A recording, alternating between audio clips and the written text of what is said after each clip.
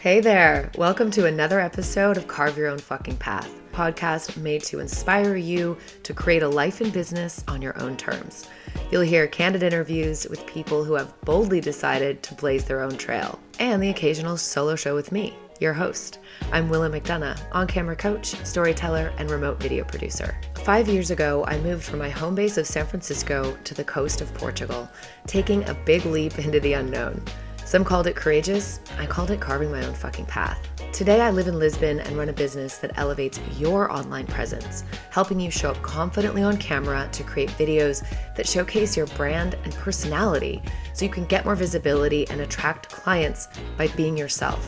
If you're just starting out in business or you've been doing it for a while, you're sure to pick up tidbits of actionable advice and hopefully feel inspired by stories from people who have chosen the unconventional and sometimes messy path. And if you've been waiting for a sign to start carving your own fucking path, this is it. I'm so happy you're here. Let's talk about sex. Okay, imagine that you knew as a teenager that your life purpose was to give sex and relationship advice. Meet my next guest, Dr. Claudia Six. She has been carving her own path as a sex therapist for over 30 years now. She has a best-selling book, a TED Talk, and a vibrant private practice. And Dr. Six has a very clear message. Sexuality is about the bigger picture of how you live your life. Listen in as Dr. Six and I talk about her compelling story of being a young trailblazer with a passion for helping people live their best life through sex. Okay, let's meet Dr. Claudia Six. Welcome to the podcast, Dr. Claudia Six. I have been really looking forward to this conversation, and I will briefly introduce you. You have many accolades. First of all, you're a badass mama, an entrepreneur, and you're a clinical sexologist. So you have a PhD in sexology. You are a sex therapist, relationship coach, best-selling author, speaker, TEDx speaker, and you've been in this for over 30 years. Yes. So you know what you're talking about. I do. I know my material at this point, yes. That's great. So I always love to start with people's backstory. And in your particular case, I've read a little bit about your story because you're born and raised in France. And so I would love for you to start there and just tell us, growing up in this European country, which has a much more open culture and different perspective, than we do in the US. And so take us back there. I was born and raised in Paris to a French father and an English mother. So I grew up bilingual, which is why I don't sound French. I don't have that sexy French accent. And I think my parents, probably wanting to buy themselves some time, decided that in terms of sex education, they were going to wait until I asked questions. And apparently I must have asked questions at a very young age, because when I was 5 years old, I had all the information. And in Catholic countries, widows all wear black. And my French grandmother's widowed friends, would sit around and drink coffee all dressed in black as widows do.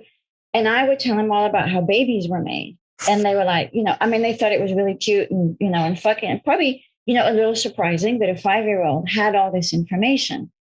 So I think I had an early sort of affinity for the subject, or at least curiosity. Mm-hmm. And my parents weren't always like, they always said, oh, you can ask anything. Parents do that. But then when you ask, they're a little uncomfortable, but I just kept asking. So I don't remember not knowing. Mm-hmm. And I think it's really important for kids to know about sex before they care. Like, give them the information before they need it, so that when they do need it, they have it. And, in Paris on the metro, there's all walks of life.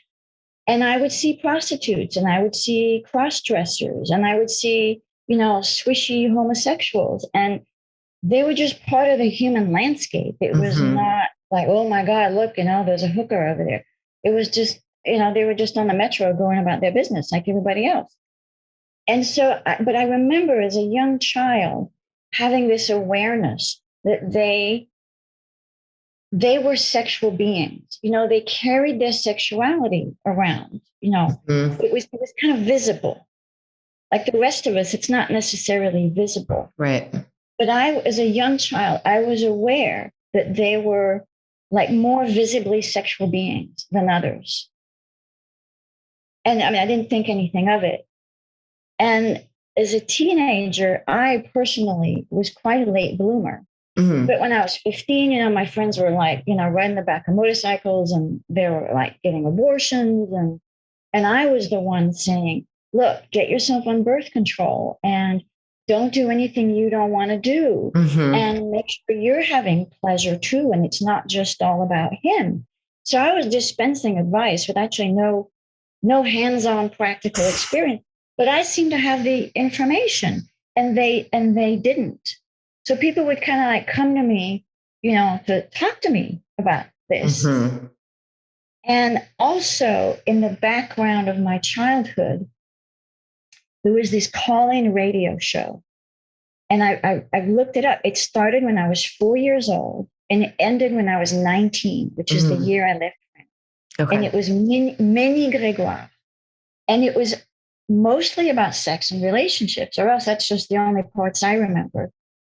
But either I'd be on vacation at my French grandmother's house, and she was a fabulous baker, and this show was on in the afternoon, and my grandmother would bake, these wonderful like tarts and cakes, and I'd have my goûter, which is like a mid-afternoon snack.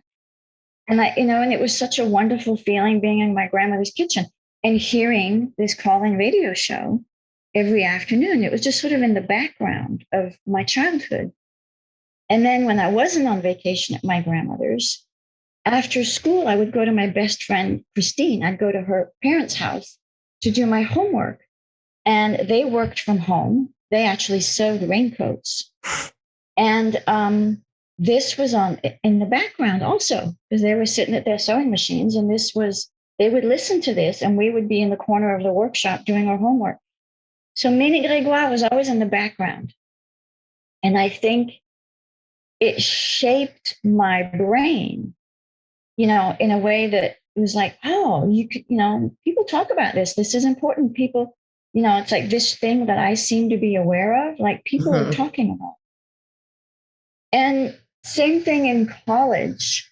I was the one dispensing advice. I had a friend at one point she was in kind of an abusive relationship, and I was, I was a ski bum in Aspen, and I was sort of in between seasons, and we were talking on the phone a lot, and I was talking to her about setting boundaries and speaking up for herself and not doing anything she didn't want to do, and one day after we were talking, she said, God, Claudia, you always say the right thing. You always make me feel so much better.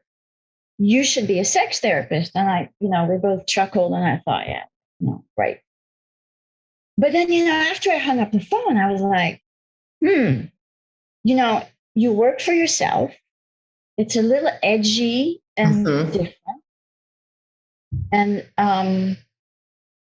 I thought, this is really what I noticed in the world. And frankly, this is the only thing that really interests me. Mm.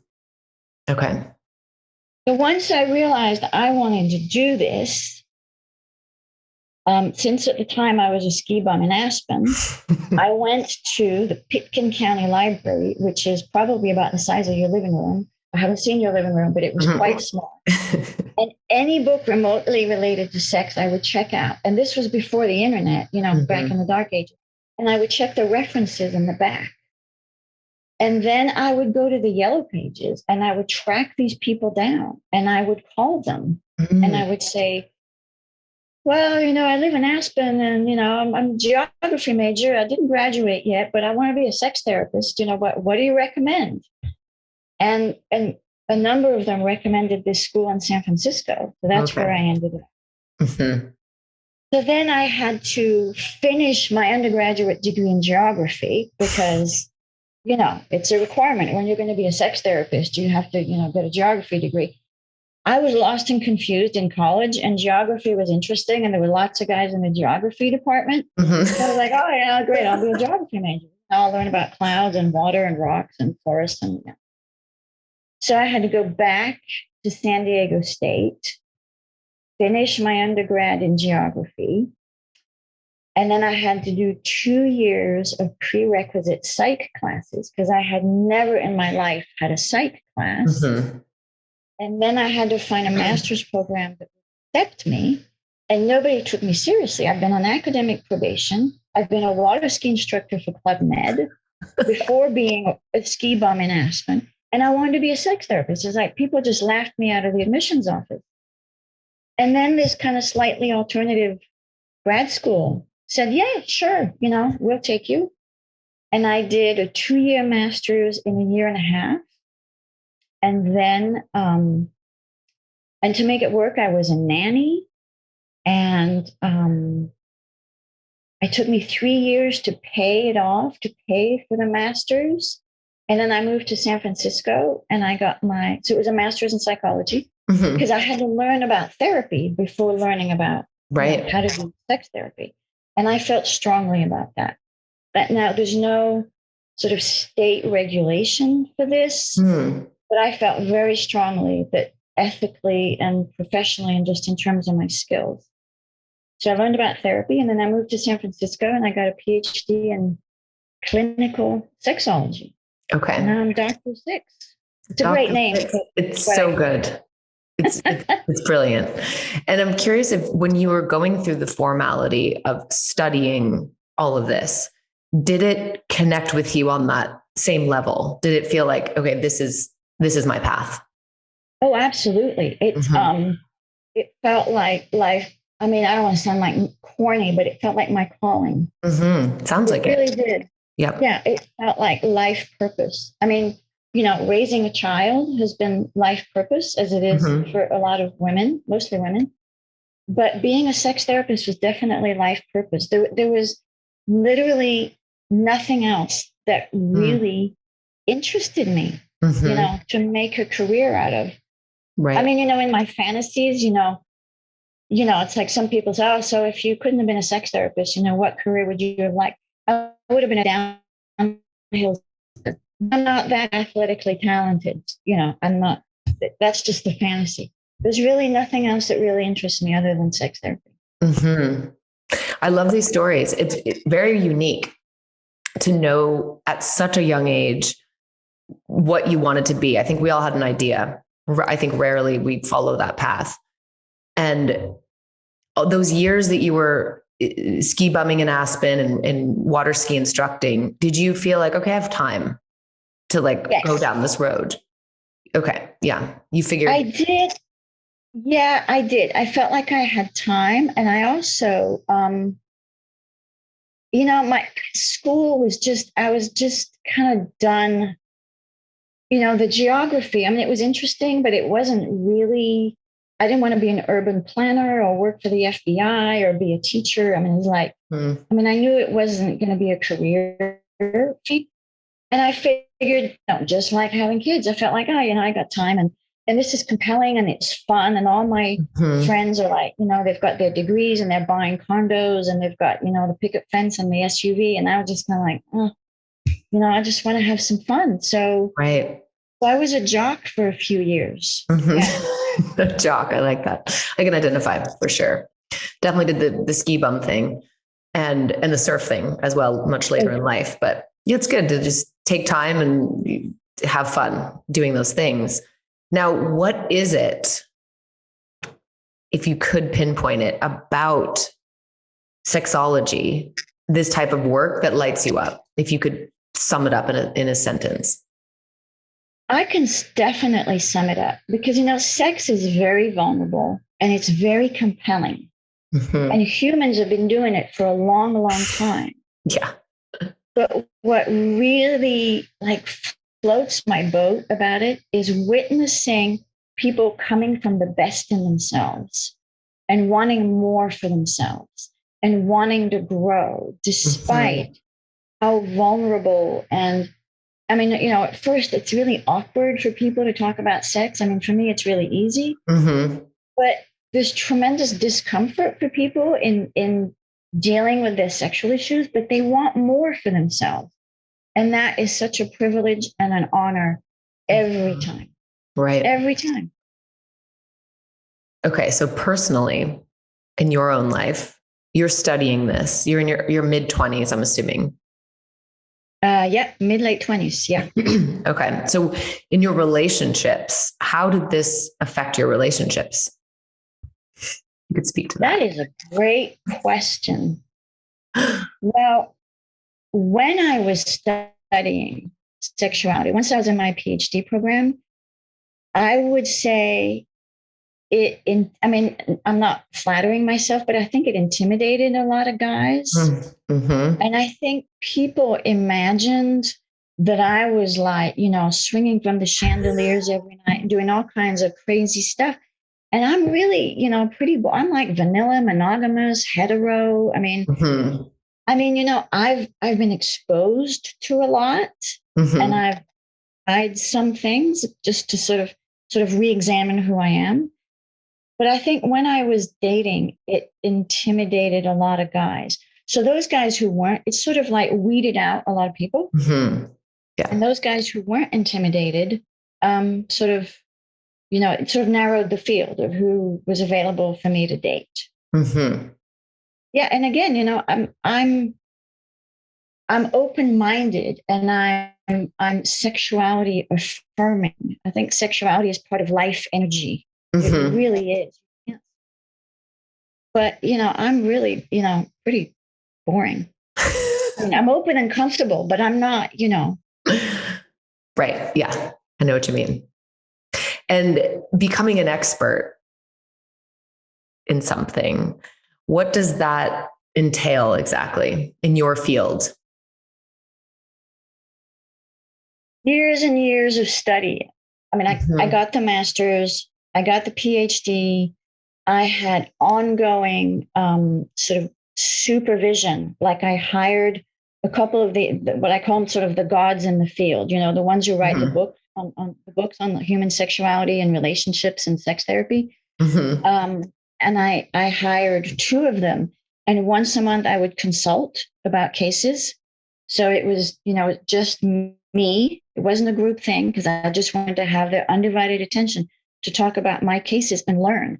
Like, what can I Okay. do better? What I did, workshops all the time, like week-long workshops several times a year to perfect my craft. Mm-hmm. Because there's nothing more dangerous than somebody who's right out of grad school and thinks they know it all. But it's like Right. the more you learn, the more you realize how little you knew.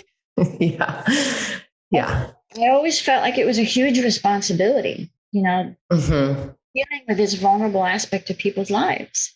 And I felt strongly that I wanted to be as qualified as I could be. And I'm Mm-hmm. always reading books. I've always got like two or three, sex therapy books. There's one right there, Couples on the Brink of Divorce. If there's none I want to hear about trauma. I mean, that's just like, there's one over. Yeah. So there's this sex and therapy books around me all the time. And I Mm-hmm. have a young child, so it takes a while to get through them. Right. But yeah, I'm always perfecting the craft. I think you can never get complacent. And I Mm-hmm. think first, probably 10, 15 years of my career, at the end of each day, I would sort of grade myself. Like, how did you do today? Did you do okay therapy? Did you do like really good therapy? Or were you like really excellent? And I would grade Mm-hmm. myself.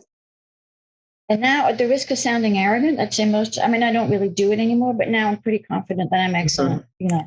Yes. A nice feeling. Definitely. And that, I mean, it sounds like you really held yourself accountable throughout the entire thing and always learning, always growing. In the beginning, because when you get a PhD, is it mainly research? I mean, you're working with people. No. Well, it's a lot of study. I remember during my PhD program, I was reading 2 to 6 hours a day. Mm. So there's a lot of reading and studying, and my master's program also. I was reading and studying 2 to 6 hours a day. There's different branches of sexology. Mm-hmm. There's the more education focused part. Mm-hmm. You're going to go work for, Planned Parenthood, or you're going to teach sex ed, or, that branch. There's a branch that is more research oriented, Mm-hmm. and you're going to research whatever. lots of things. And there's the clinical branch, which is about doing therapy. And I was always very clear that was my focus. And in grad school, I always had to make it work. Like in my master's program, like in the children's, the child development class, I focused on childhood sexuality. And during my whole educational path, I kind of made it work for what I was interested in. Okay. And someone that, let's say, is following in your footsteps, would you recommend getting a PhD? I would. And there's a lot more options now than when I was training 35 years ago. There are a lot more schools with human sexuality programs. If I go on LinkedIn, there's all these young whippersnappers with degrees in sexuality. It didn't used to be that way. Right. I mean, coming out of the woodwork in this profession. But it's not a state-regulated profession, which is a blessing and a curse. Blessing because the people who run the state licensure don't necessarily know much about sex. Most people are not that comfortable talking about sex. And the exams that I would speculate they would design may not be the best suited unless they had clinical sexologists design exams. Okay. So it's a blessing because you can blaze your own trail and you have to. There's also nobody to say, well, you want to be a sex therapist? Well, here, I'm going to show you what to do. You just follow and, it's not like that. Okay. It's a field where you really have to blaze your own trail, especially, when I did it. But I do feel that ethically people should be as qualified as they can be. And unfortunately, there's all kinds of, I'm not dissing, coaches, but there's all kinds of sort of weekend programs where you get some kind of sketchy certification and put up a shingle and the public doesn't necessarily know the difference. And I think, I had clients last night who have been so misled by previous therapists. It's tragic. Wow. They've been through so much unnecessary pain, misdiagnoses. And it's not like, my shit doesn't stink, but it's really tragic. It is. Yeah. The coaching world is highly unregulated and you just nailed it. It could be potentially dangerous. These people throwing things out there that are misguided. And so you do call yourself a relationship coach. Yes. As well. Because the public understands what that is. They understand sex therapy, but then they think, oh, well, she just deals with sex. When we actually have a lot of anger and built up resentments and we're fighting all the time, but she can't help us with that because she's just a sex therapist. How many times people, well, we've got this communication problem, but can you help us with that? And I'm like, yes, absolutely. It's all part of the, so I say, clinical sexologist and relationship coach, because they go together. Nothing operates in a vacuum.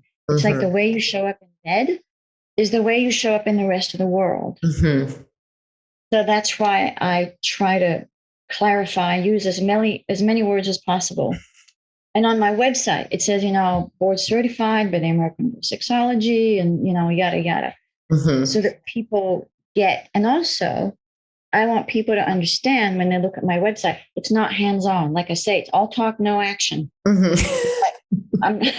You're not showing anything. Yeah, especially in these days of COVID. I'm not demonstrating. I'm not there helping. It's counseling. Purely talking. Okay.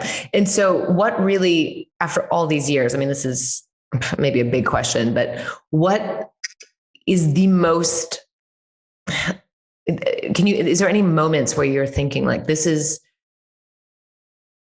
where you really shine? If that makes sense, or if there's something that people come to you and that this is really going to help them. I'm good at diagnosing because people come in thinking the problem is A, but actually it's B. Okay. I can't think of an example off the top of my head, I could say, for example, often people say, well, the problem is he can't keep an erection. Okay. And because nothing operates in a vacuum, problem is actually that she's constantly making him wrong and cutting him off at the knees. And she's been pissed off at him since she was in labor for 26 hours and he went out to get Chinese food. So she's pissed off. She makes him wrong. Gee, no wonder the guy can't keep an erection because he's anxious. Right. And he's trying to, I mean, I don't know if I can cuss on your podcast. Oh yeah, of course. Okay. But he's trying to fuck a woman who's pissed off at him. And it's like, who wouldn't be anxious? So the first thing I do is I help people to clarify what is really the issue, what is really going on. And if I could just digress for a minute about my book, the purpose of the book was people don't fully explore all of who they are. They think they are, people tend to sort of buy into the predominant cultural model of, hetero, monogamy, vanilla, but actually there's so much more to who people are, but they don't examine that. So in the first few sessions with people, individuals and couples, I'm trying to sort of unpack, like, who is this person? Like, what's the bigger picture of who they are sexually? And in the book, I go into sort of who are you sexually, and then embracing that and how to live that authentically. And I call that erotic integrity. And that's my lens when I work with people. Okay. I don't necessarily use those words, but that's where I'm coming from. And that's what I want for them. Figuring out, how does it make sense for people to be having the difficulties they're having? And then just going slow. You can't go, people always say, well, how many sessions is this going to take? And I'm like, that is a reasonable question, but it's not one I can realistically answer without having even had a first session with you. And you'll get a better sense. And I tell them I'm very straightforward. I'm very direct. I'm not a drop the breadcrumbs kind of therapy, sort of watching you, waiting for you to figure it out. So just going slow and facing people and helping them see how they contribute to the difficulties they're having, and having them own the crap they've been pulling. It's like, oh, wow, I've been doing that. Ooh, that's not good. And, just owning it, not to self-flagellate, but just own it. And then what do you want to create for yourself and your partner? Right. Okay. Would you say that you're a problem solver? In my mind, I am. But for the clients, I'm more, they want the problem fixed. They're in pain, and guys want to fix. So guys want the problem fixed, and everybody wants the pain to go away. So in my mind, yes, I want to help them, but it's not a sort of A to B. It's not like, okay, well, you have this problem, so you got to do this, this, and this, and that will solve the problem. Like, you got a flat tire, you call AAA, or you get your, your jack and your patches or whatever. I don't change tires. Right. I have to, but I call AAA.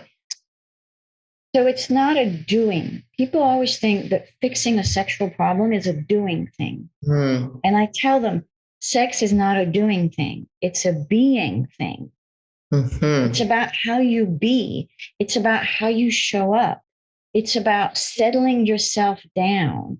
It's about being grounded and connecting to yourself and being present with yourself and being present with the other person. And everything flows from there. You can't possibly do it wrong if you start with that. That's so powerful. Yes. And how do you think this spills out into other areas of life? All of them. Just be present with yourself and pay attention, and don't sort of plow forth because in your head you have an idea about how things are going to be. It's like, if your penis doesn't want to get an erection, it's like, don't plow forth. If you think she's checked out, don't plow forth and just kind of get it over with and just, just put blinders on. It's like, pay attention and be present, and your experience will be so much fuller. It may not be necessarily what you're expecting, and that's part of the beauty of it. Right. And what kind of practices do you teach them? Anything, any grounding practice, mindfulness or meditation, anything like that? Yes. There's one particular exercise there's two that I teach, but they're very similar. One is hugging till relaxed. It's like when people can't ground, I have them stand face to face and close their eyes and ground themselves, not say anything. And then when they're ready, open their eyes. And when they're both ready, move towards each other and hug each other. And just be there and notice what happens. Somebody might giggle, somebody might get awkward, somebody might shift around a lot, somebody might open their eyes, And then when it's time, separate. And then we sit and we talk about it. Where was your attention? Was it all on the other person, like being hypervigilant? Like, are they okay? Are they liking this? What's going on? Because that's what happens in bed. Same thing. And then there's another exercise I have people do, which is, I think in Tantra, it's called Yab Yum. My boyfriend calls it Yum Yum, which is a lot easier for people to remember. And I have you sit like the man, assuming a heterosexual model, which is not always the case. A man sits on the floor like cross-legged or like with his feet together. Okay. And then the woman sits in his lap with her legs around him. So they're like face to face. And they will automatically synchronize their breath and just look at each other. And again, don't talk. It's just a variation on the theme, but here there's eye contact. And that gives people the heebie-jeebies. Yeah. It's like, they can put the penis in the vagina, but looking at each other, it's like, oh my God, that's really scary. Right? Yeah. Yep. Yeah. And then looking at each other when the penis is in and out of the vagina, that's like, that's ultimately that's what makes it really good. Right. Yeah. But that's another exercise. And I have people like do it for 3 minutes every night. And then people, even if people are not getting it on because life is happening, they're sick, whatever, they're working, they say they feel more connected. And that maintains, it can be an erotic, energetic connection, even if they're fully. It just sort of like keeps the embers burning. Yeah. But I do highly recommend, I tell people to exercise. Moving the body stills the mind. Whatever it's going to be. I don't care if it's Tai Chi or triathlons or anything in between. I do often recommend that people meditate because just being able to be still is kind of it's a developmental task. It's something everybody needs to be able to do. Breathing a little bit. Yeah. But it's like, there's so many places you can learn that. I mean, you can Google that on YouTube and, they don't need a meditation expert, so they can go find that. Right. But I say, if you don't know how to do it, go find out. Yeah. Go Google that. And thank you for sharing those specific techniques because it's so simple, yet I think that's what happens is we don't take the time for that 3 minute, connection with each other. And that shifts everything. Absolutely. And okay. So your book, is it a new book that came out 5 years ago? Okay. But it's, I think in the business, it's called an evergreen book. It's not like a book about Trump that's going to like go out of style or, it's like, right. Sex is not going to go out of style. So it's an evergreen topic. Everything that's in there is still totally relevant. There's like 10 or 11 chapters, different theme in every chapter. Hopefully something that everybody can relate to. And there's cases inspired by my clients with any identifying information removed, of course. So there's stories, and then there's how those clients found their erotic integrity. And at the end of each chapter, there's questions for the reader to ask themselves about that topic. Like if, infidelity, have you ever been deceitful by omission? That's being out of erotic integrity. And if you are unfaithful, like what, why? And, do you pout when your partner withholds sex? And, so just questions for self-examination. Okay. I love when there's real case studies because they're all very real. We can put ourselves in those stories. So I find that that type of content is so much more powerful because we can identify and then have these tangible examples. And I love that you have people reflect back into their own lives instead of just reading this juicy case study, asking these powerful questions. And so the book came out, and that was your first book.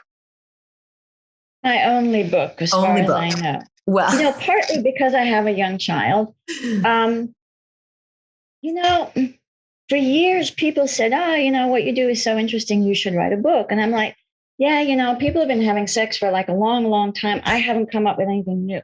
So if I come up with something new, I'll write a book. And then one day I realized, I do have something new. It's this lens of erotic integrity. Mm-hmm. And I trademarked it, and it's my thing, and I'm the only one who's used it. So, so that's what I called the book, and that's the theme. It's my lens when I work with clients. Mm-hmm. And you're coining it as how to be yourself, your true self sexually. How to discover who you are authentically and how to live your sexuality authentically. Mm-hmm. Some of us are more bisexual than we know. Some of us are a bit more cross-dressers than we know. Some of us are more exhibitionist than we have really sort of, looked into, it's people think they're supposed to be a certain way, and everybody wants to know if they're normal. It's like, I don't care if you're normal. Mm-hmm. I only care if what you're doing works for you and whoever you're doing it with. People think everybody down the street is doing yeah. And this word normal doesn't exist, right? In your opinion. Yeah.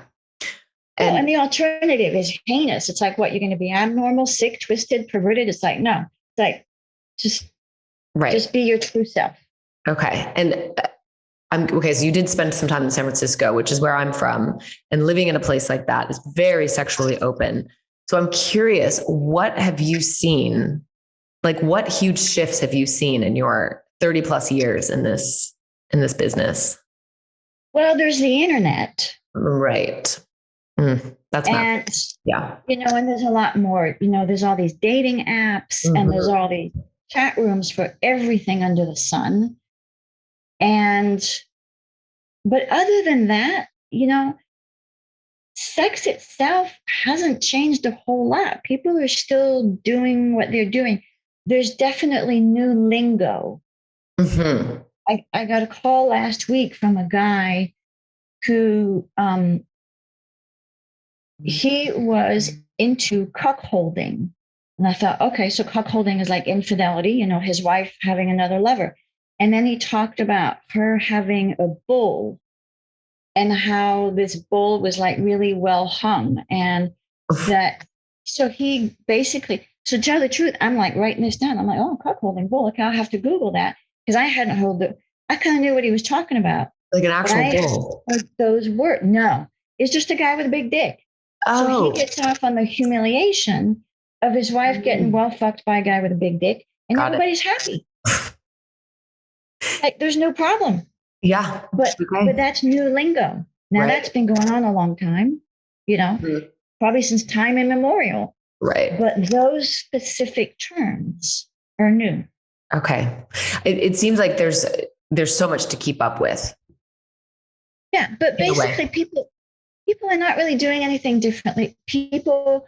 Everybody wants to be desired. Everybody wants to be loved. Everybody wants to be held. Mm-hmm. Everybody wants to be received. People don't want to be rejected. Everybody feels vulnerable. Everybody wants to be touched.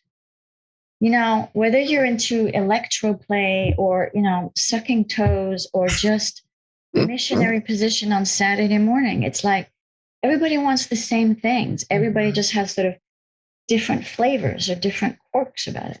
Right. I'm curious if we come into how much of our culture shapes us, our exposure to things. I'm curious about that. Having recently dated someone from a completely different culture, and it was shocking just what was normalized in his world and then mine. And I realized I was so judgmental about certain things. Like, that's not okay. That's wrong. But in his culture, it was normal. So, yeah, that could be a whole nother show. Right. I know. And that definitely happens. And I always ask about people's cultural background, like, their name. I say, so what's the ethnic heritage of this name? And what's your cultural background? And how much does that, if I don't know, I don't act like I know. I say, how is this, relevant culturally, if at all? Mm-hmm. There's cultural factors, and then there's also experiences that shape us. Mm-hmm. And there's a case that I remember reading about decades ago. And I think John Money wrote a book called Love Maps about sort of how people's brains are put together sexually. But there was a case of a little boy who, like, maybe when he was like 3 or something, was given a toy fire engine. And you had little boots and you had a yellow rubber raincoat and a fireman's hat. And so he would ride on this little plastic, sort of tricycle fire engine thing. And it would vibrate from, the ground, the bricks or whatever, the pavers. And he liked that sensation of the vibration in his crotch as a toddler. Mm-hmm. But his brain paired that pleasurable vibration in his crotch with the yellow rubber raincoat. And this is an unusual case, but this developed into a man who needed a yellow rubber raincoat to get it on. Wow. Because he was shaped by that experience. Right. There's lots of examples of that. Interesting. I guess it goes with most things. At that age, we're sponges, soaking up all this stuff, and it gets lodged in our subconscious and in our bodies. Interesting. This is not that unusual. There's little girls who might sort of rub their crotch against the edge of the door, and it feels kind of pleasurable. Mm-hmm. And that ends up develops into their masturbation practice. And that's how they masturbate, and that's how they get off. It's a little harder to incorporate when you're in bed with a lover. Right. So you got to work with it. Mm-hmm. But that's shaped by childhood experiences. Mm-hmm. Right. And when you say just in your website and everything that you are not judgmental at all. And in this, you can't be, right? But is there times where you have to check yourself? Or you're completely shocked by something and it catches you off guard? I think the only thing that's ever shocked me is this was this was several decades ago. There was a young woman who had a child by her father. Mm. Okay. In the US. Tragic. Yes. That shocked me. Wow. But other than that, the things because that's tragic. Right. That should never happen. Yeah. But the things that people are doing, no, it doesn't. I'm always like, okay, so what's the problem? Traditional psychology is more apt, and I'm not dissing psychologists. They're more apt to pathologize because they are trained to diagnose, put a diagnosis code on, and then come up with a treatment plan. As a sexologist, I'm more interested, and the field of sexology, we're more interested in, okay, so you're doing this, but like, how is it a problem? Mm-hmm. Okay, so you're, even if you're into BDSM, and you're a heavy, masochist. All right, well, if you're ending up in the emergency room, that's a problem. But if you're getting off on it and it's consensual and the other person knows what they're doing and you have safe words and boundaries and, who's to say? It's like people are doing much more interesting things out there than we think they are. Really? I feel very boring. I know, I do too. I make no bones about it. I've explored, I've examined, I know who I am. I'm very clear about it. Right. Okay. So I want to get into the fact that you are a mother as well, and how that's also shaped, your work and everything else. But quickly, or not quickly, but as an entrepreneur, you have your own practice. You've had a practice for many years. How much of this did you see in your future? Like, did you picture this, speaking and writing books? And did you picture this life for yourself? I always pictured being a mother. No, I did not. There's statistics like 80% of people want to write a book, 20% of people actually start writing, 5% actually finish. Right. 2% get published, and 1% markets their book. It's crazy. So, yep. I never thought I'd be writing a book, but I learned, this is an aside, but you'll probably find it interesting. For my 50th birthday, I learned skydiving. I'm an older mom. I'm a late bloomer. I said, so my 50th birthday, I learned skydiving, and I went out there and I learned how to, free fall and just jump out of a plane by myself. Oh, wow. And then I thought, okay, well, that was fun. And it was exhilarating and it was wonderful. And I took one day off a week from my practice to go do this. So I could take one day off a week and write a book. Well, I took like 5 mornings off for a year and a half and wrote a book. And then I wasn't just going to sit on it. And so I learned how to market the book, and I spoke at, little conferences, and then I spoke at national conferences, and then I did the TED Talk, and then I got on radio shows because I had something to say. And I learned how to do it. And at first I was like, oh, little old me, I don't know how to do this. I'm scared. I'm an introvert, I'm not. Are you? Yeah, I'm not looking for the limelight, but I'm passionate about what I do. Right. So no, I never, ever thought I'd be doing all this. Okay. And I love it. I love what you said too, that you had something to say. We all have something to say, right? It's just a matter of timing, I guess, or even in all these years, okay. So again, really interesting statistics about writing a book as well. I didn't know that, but it makes sense. They're approximate, but there's various versions of it. Yeah. And when you can you walk through that moment of, I have something to say, this is what it is, and I'm going to write a book. What was that process like? It was my dear friend, Kathleen, who was a sexologist, who has since died of cancer, unfortunately. And she said to me, Kathleen was a go-getter and a get shit done kind of gal, kind of like I am. And she said, if you really set your mind to it, you can write a book in 3 months. And I was like, really? Well, all right then. I was just coming off my skydiving. I was like, okay, your attitude. I'll write a book in 3 months. And I was 3 months in. I was just starting to figure out. It's like, I have no clue what I'm doing, and I need to get a writing coach. So I had a writing coach, and she taught me about the arc of writing a book, and the structure of a book, and instilling hope, and the format. And so that was the moment when Kathleen said, you can write a book in 3 months. Okay. It made it possible in your mind. Yeah. At that point. And then you said something else. I mean, that if we want to get somewhere quicker, we hire help. Yes. Right. Yeah. And also, I kind of have to, that I have commitment issues, because when I commit to something, I fucking do it. Yeah. I don't back out. So I decided to write a book. So it took me a year and a half, and I wrote the book. And I want to be as excellent as I can be. So I hire expert mentors and expert consultants. And yeah, that's huge. And so motherhood.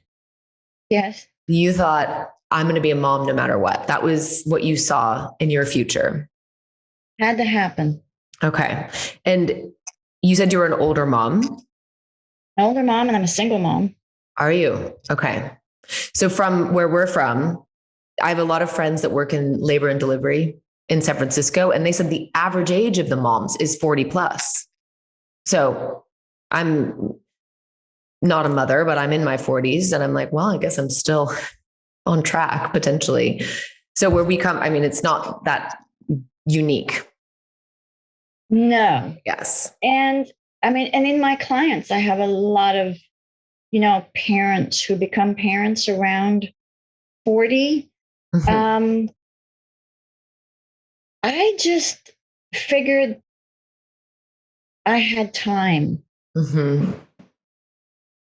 And it worked out. I got the best kid. I am so grateful. My son is just such everybody thinks the sun shines out of that kid's ass, but in my case, it does. I mean, Yeah, no, he's literally. a great kid. Yeah, he has his moments, but it was really life purpose. It had to happen. It not happening was not an option. Okay. And one of the populations I serve around, like half my practice is parents with young kids, because it's like they've got a kid and now they're not having sex anymore, and right. And one of the populations I serve is moms reconnecting with their bodies and reconnecting with their mate, and self-care as well as childcare. Right. Yeah.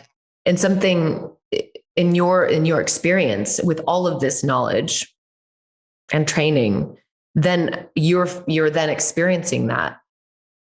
What was that like? Was that just well, for the sake of full disclosure, I adopted. Oh, okay. Yeah, I kind of keep that on the down low because I don't want everybody coming to me with adoption. I don't want to be known, oh yeah, she's the sex therapist adopted. Like, oh yeah, she's French, so let's talk to her about France. Right. I'm a mom. I'm just a mom. Mm-hmm. But I did go through, I didn't go through the body change, obviously, but I did go through a lot of what, and it's like within 2 weeks, I had a whole new perspective. And I was like, I had a whole new level of respect for mothers. Mm-hmm. It's like women are amazing. Yeah. Women are amazing. It's like women do so much. I love men, and men are wonderful too. But until I became a mom, I think I had underestimated a little bit.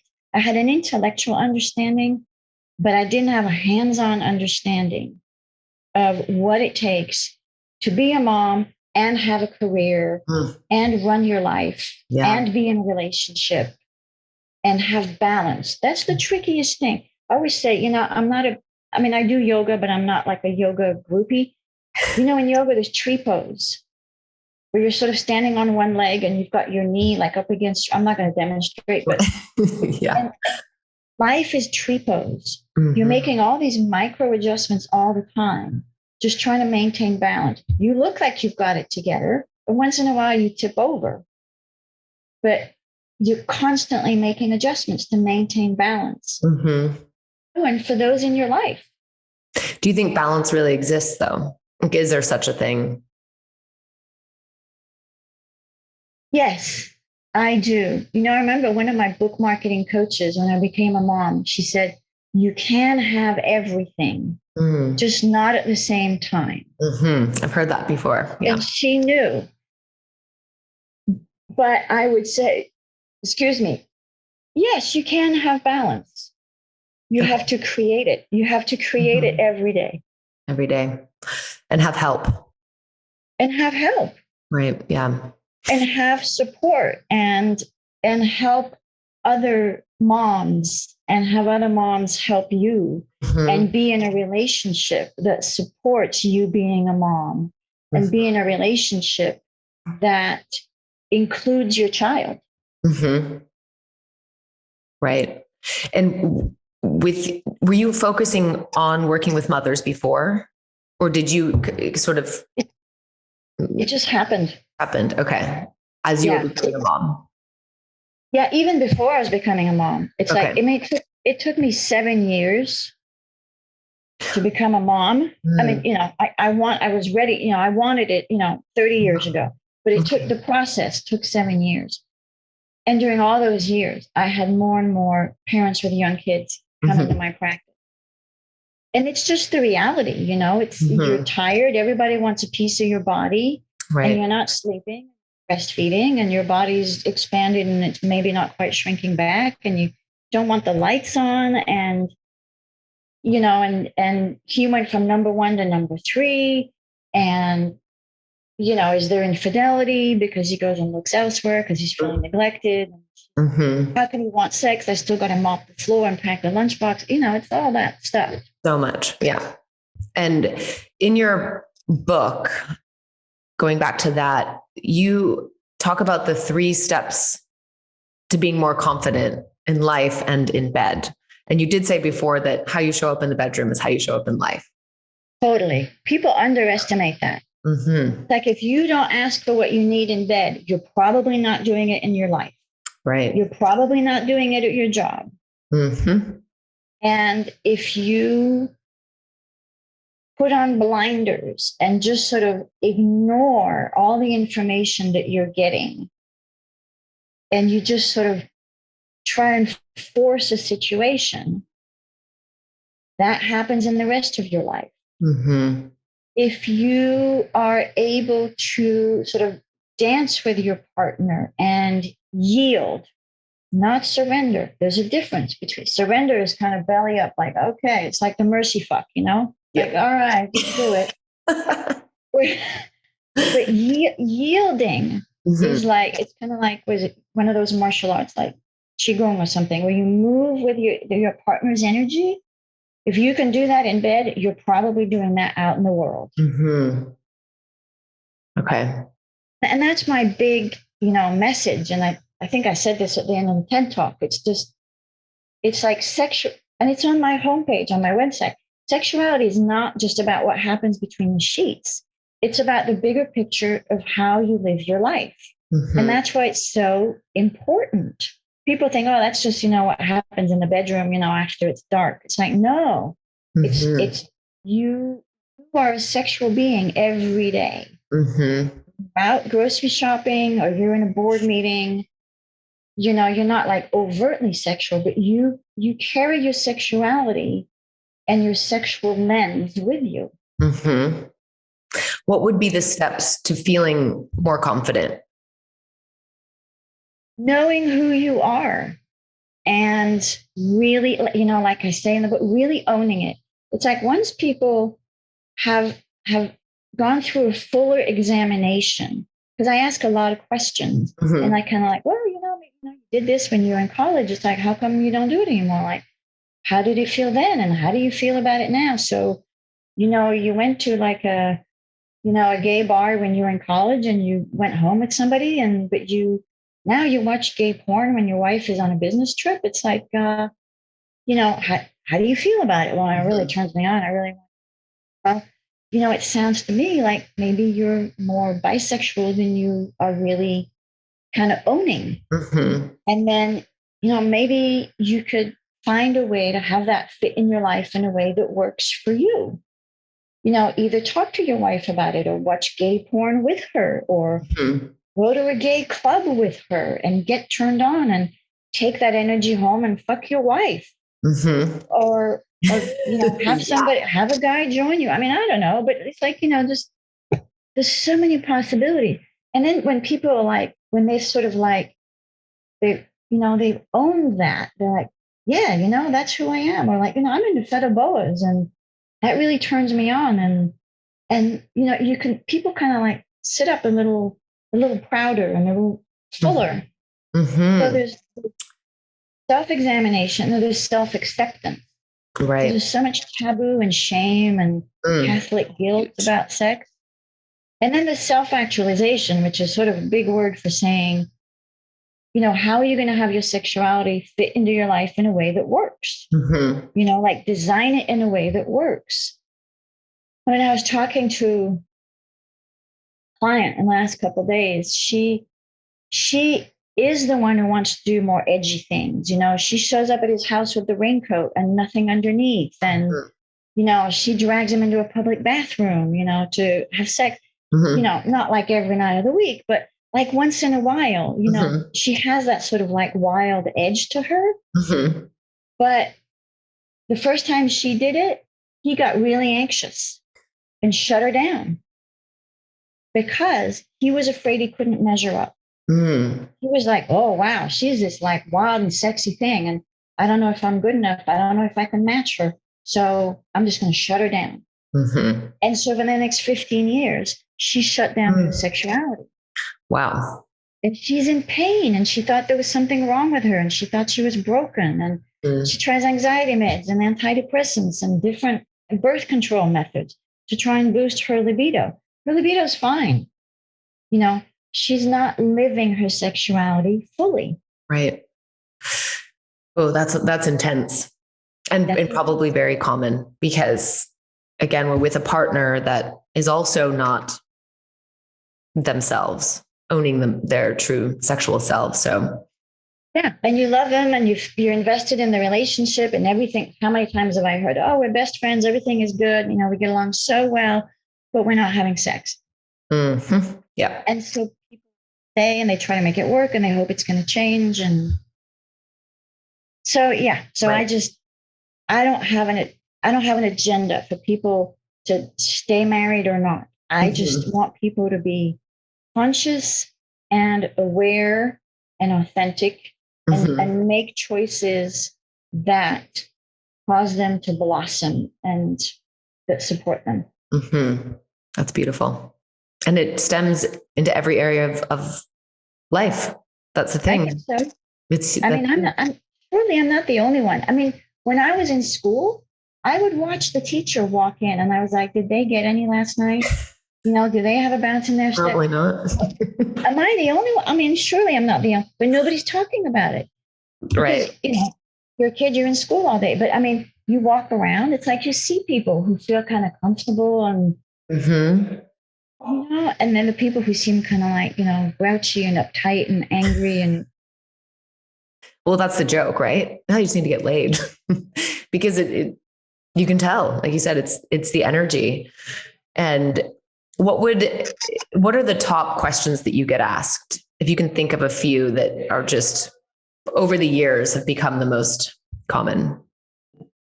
How do I communicate better with my mate? And I tell people, you're always communicating. Always. You always, even when you're not saying anything, you're communicating.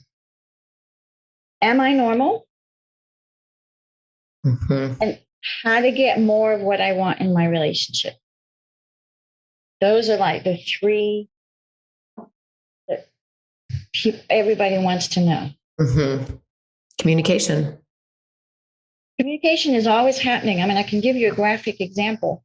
It's like, because people think, oh, it's just words, it's I statements, and it's, putting flowers around stuff. It's like, yeah, that's part of it. But if you're having sex, rear entry or otherwise known as doggy style, and her back is like really tight and you're having to grab her and pull her towards you, that she's communicating. If her back is arched and her chest is down on the bed and she's like pushing herself into you and she's grabbing the pillows, she's communicating. Right. Yeah. Okay. I don't have to spell that out.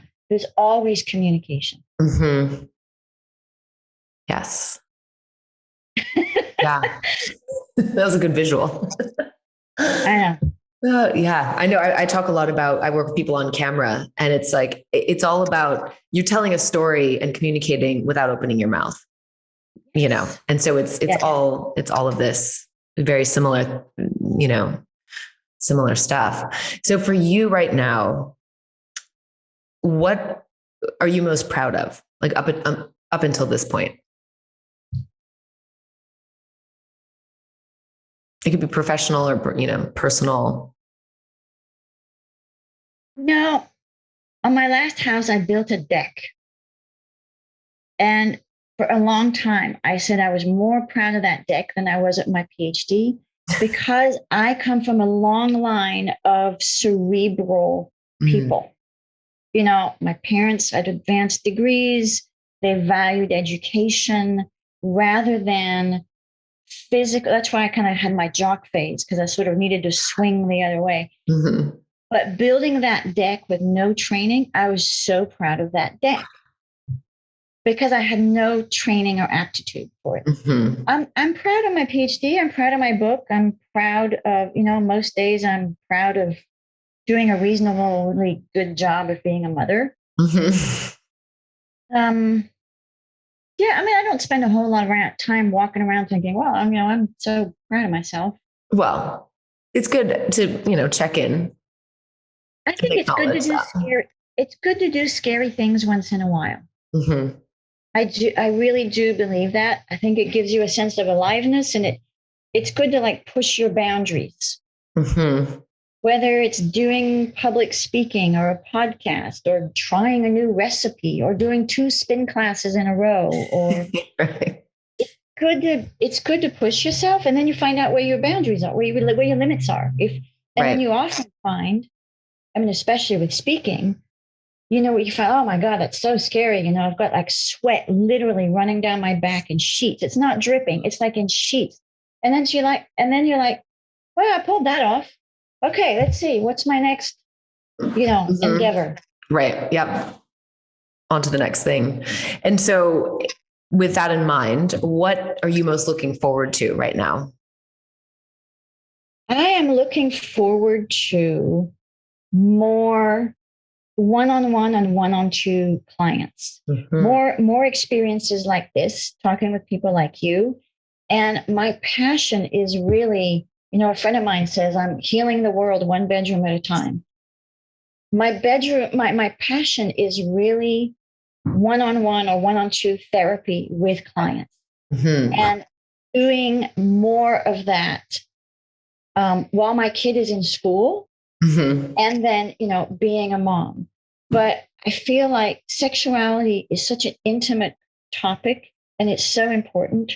And so coaching clients in sex therapy is really what I'm most passionate about and what I most want to do right now. Okay. Yeah, that's amazing. Just doing the work. I want people to think of their bedroom with happiness. Mm-hmm. Yeah. And, maybe another book will evolve, never say never. Really. Right. And with your son you were 5 with all of this knowledge. Is he 5 with all of this knowledge as well? No, he hasn't. Okay. Has asked a few things. I've always told him, the French baby slang term for penis is zizi. Mm. So I've always told him, even before he was pre-verbal, I've always told him he's got a beautiful zizi. And he's okay. I won't say any more about his zizi because someday he'll be a teenager and he'll hear this and he'll be mortified. Mom. But I always, he plays with it, and I'm like, does that? What are you doing? Do you need to pee? He said, no. I said, you playing with your zizi? And like, yeah. I said, that feels good, doesn't it? And like, yeah. I'm like, yeah, I know it feels good. Good for you. Mm-hmm. And then one day he wanted me to touch it, and I said, no, I can touch it because I'm your mom, and you touch it, but nobody else should be touching your zizi. That's just yours. Right. So I'm very affirming of his sexuality because he is a sexual being. Right. I remember when he was a baby and he was in the bath and he was like completely fascinated with this little thing and he was playing with it. I'm like, but he hasn't. He's fascinated that I don't have a penis. I bet. Yeah, I remember that too as a kid. Because he sees me naked, he sees me dressing. He's like, "Mama, you don't have a zizi," and because I speak French to him because I'm French, so I speak French to him. And I'm like, "No, I still don't have a zizi," but I tell him, I have a really special place to put a zizi. And then sometimes I say, yeah, but my boyfriend, he lets me play with his zizi. And if he ends up repeating that on the playground, so be it. I think it's healthy. Yeah, I think so. He doesn't know what it means. Someday he'll figure it out. I'm just trying to be sex positive. Right. He's lucky. I think. Well, he may go the other way because he's got a sex therapist mom. He might be like, well, I'm not talking about that. I don't want to, I'm not going there. True. Have you seen the show Sex Education? Everybody's telling me about that I show. know. Yeah. I just thought of that in that moment because it has a teenage son in it. Yeah. And his mom is a sex therapist. And it's such a great show. I think you'd really love it. I was surprised at actually how good it was. Yeah, I'm hoping that when he's older, he'll come in my office and, read some of the books and, come with his friends and like, oh my God, he'll pull out the Kama Sutra and like, oh wow, look at that. And, right. Yeah. Start the conversations. yeah, I do. Yeah. But the thing with kids is, I talk to parents about how to teach their kids about sex. For one thing, I say, take them to the zoo in springtime because all the animals are doing it. It's like it's right there. You don't have to come up with anything. It's it's right there happening. And I tell them, tell your kids before they care, before they need to know. Mm-hmm. Right. And these days with digital, I've heard, digital, what do they say? Porn boxes or machines in the pocket, access to all this stuff it's getting younger and younger. So again, it's just, having these conversations and not making it so taboo. So how can people find you and your book? And do you have any courses that you offer? There's an online module course on my website. I think there's a little tab that says course. I'm not remember what the tab says. That's easy. So there's an online course. So you can buy the book. There's a page for the book. You can do the online course. People bought the book and said, well, we want more. Mm-hmm. We don't necessarily want to do therapy with you right now, but we just kind of want more of that material. So that's why I did the online course. People there's all kinds of resources on my website, which is drsix.net, DRSIX.net, or just type in Claudia Six, you'll find me. Mm-hmm. And you can book counseling. You can book a free 15-minute intake for therapy, and you can book therapy sessions. It's all on there. There's a blog. You can sign up for the blog. You can sign up for the newsletter. You can sign up for how to ask for what you want in a relationship. It's a handout. And once you sign up for that, get on the email list. There's lots of information, lots of pages. It's a dinosaur of a website. I know it's out of style. I know. But it does the job. So much information. So much. I was loving your blog, and I love the way you write. It's it's exactly how you speak. So I really enjoyed it. Yeah. And people find me. I mean, my search engine optimization must be good because I have clients in Europe. I have clients in people find me in all different time zones. So the website is what it is. And it's doing its job. They'll find what they need. Thank you. I've loved this conversation, and I really appreciate your openness and vulnerability as well. So thanks again for being here. Thank you. It was a pleasure. This was fun. Yeah. And good job to you for doing what you do. Thank you. I get to talk to people like you. It's amazing. It's my dream, actually. And so, yes, thank you. That brings us to the end of this episode. Thank you so much for being here. If you enjoy the show, please rate and review on Apple Podcasts. It makes a big difference for visibility. And even better, share this episode with a friend. And don't forget to subscribe so you never miss an episode every other Wednesday. If you're interested in working together to elevate your online presence, I'd love to hear from you. Reach out to me on Instagram at whereiswillow. I also hang out on LinkedIn, Willow McDonough. Until then, cheers to carving your own fucking path. I love you.